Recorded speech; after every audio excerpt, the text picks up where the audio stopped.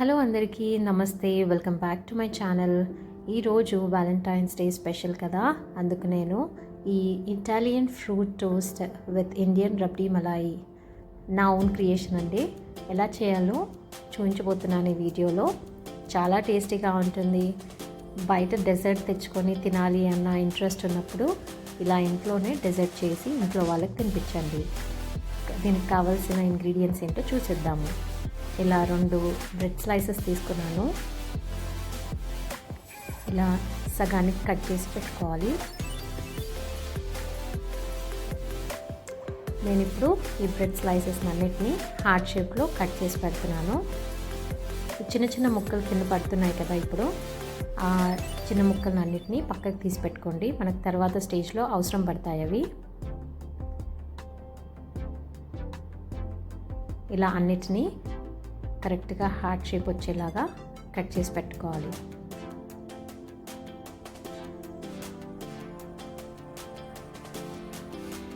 ఇప్పుడు ఈ స్టేజ్లో నేను స్ట్రాబెర్రీస్ 3 తీసుకున్నాను. సన్నగా కట్ చేసి స్ట్రాబెర్రీస్ పక్కన పెడుతున్నాను. అలాగే ఒక చిన్న సైజు అరటిపండు తీసుకొని అలా సన్న ముక్కలుగా కట్ చేసి పెట్టాలి పక్కకి. ఇప్పుడు ప్యాన్ హీట్ అయిన తర్వాత ఒక 1.5 to 2 inches అంత బటర్ కట్ చేసి అందులో వేసాను. ఇప్పుడు ఈ హార్ట్ షేప్లో కట్ చేసుకున్న బ్రెడ్ స్లైసెస్ ఉన్నాయి కదా, వాటిని ఒకవైపు మంచి రంగు వచ్చే వరకు వేయించుకుంటూ ఉందాము.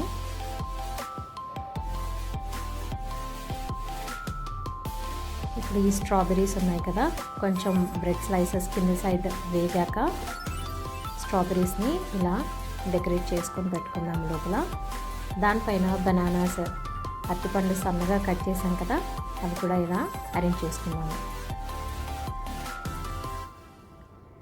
ఇప్పుడు దీనిపైన కండెన్స్డ్ మిల్క్ ఉంటుంది కదా, ఒక్కొక్క బ్రెడ్ స్లైస్ పైన ఆ ఫ్రూట్స్ పైన అలా డ్రెస్సులు చేసుకుంటున్నాను నేను.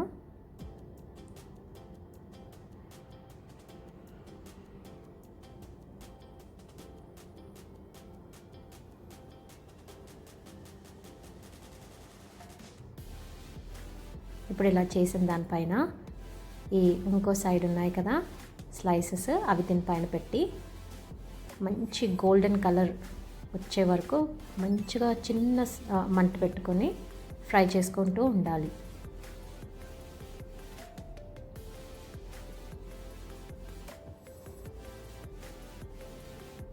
మంట ఏ మాత్రం కూడా ఎక్కువ చేసుకోకండి.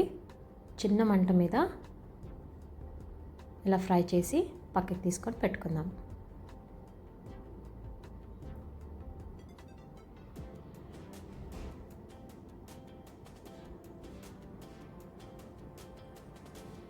ఇప్పుడు అదే ప్యాన్లో 1 కప్పు పాలు పోసుకుంటున్నాను.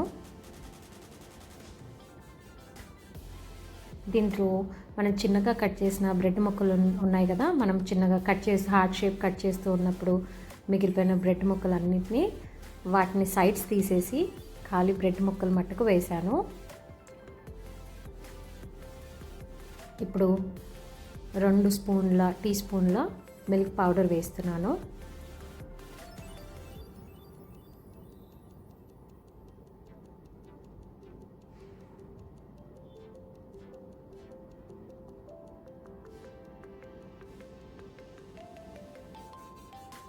ఇప్పుడు 2 టీ స్పూన్లు కండెన్స్ మిల్క్ వేస్తున్నాను.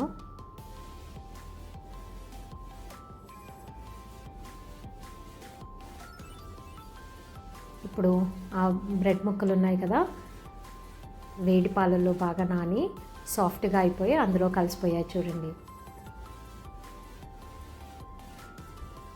ఇప్పుడు నేను ఈ స్టేజ్లో ఒక 2 చెంచాలు షుగర్ వేస్తున్నాను.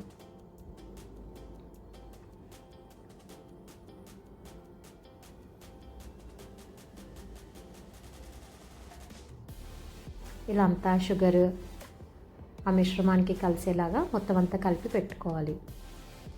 బాగా దగ్గర పడాలి. అప్పటి వరకు మనం కొంచెం ఉడికిస్తూ ఉండాలి దీన్ని స్టవ్ పైన చిన్న మంట పెట్టుకొని.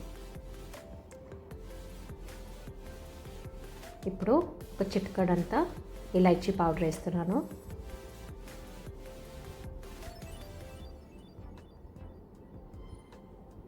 మనకు కావాలంటే ఈ స్టేజ్లో కుంకుమ పువ్వు కూడా యాడ్ చేసుకోవచ్చు కలర్ కోసము. ఇలా అంతా కంప్లీట్లీ దగ్గర పడే వరకు, చిక్కబడే వరకు అలా కలుపుకుంటూ ఉండాలి. నాకు మొత్తం అంత ప్రాసెస్ 4 నుంచి 5 నిమిషాల పాటు పట్టింది. ఇలాగ రబ్డీ కన్సిస్టెన్సీ మొత్తం వచ్చే వరకు చిన్న మంట పెట్టుకొని ఉడికించుకోవాలి.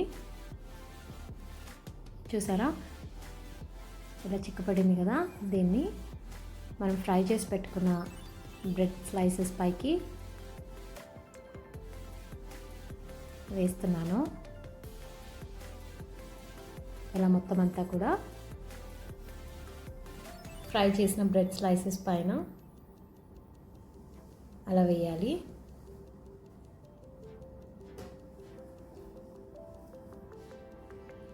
ఇది వేడివేడిగా, దీన్ని ఇప్పుడు ఇలాగే వేడివేడిగా కూడా తినచ్చు, లేదంటే మనం ఫ్రిడ్జ్లో పెట్టుకొని ఒక అరగంట పాటు ఫ్రిడ్జ్లో పెట్టుకొని కూడా డెజర్ట్ లాగా తినొచ్చండి. ఈ రెసిపీ మీకు నచ్చితే తప్పకుండా ఒక లైక్ చేయండి, షేర్ చేయండి మీ ఫ్రెండ్స్తో, కామెంట్ చేయండి ఎలా కుదిరిందో మీరు చేశాక.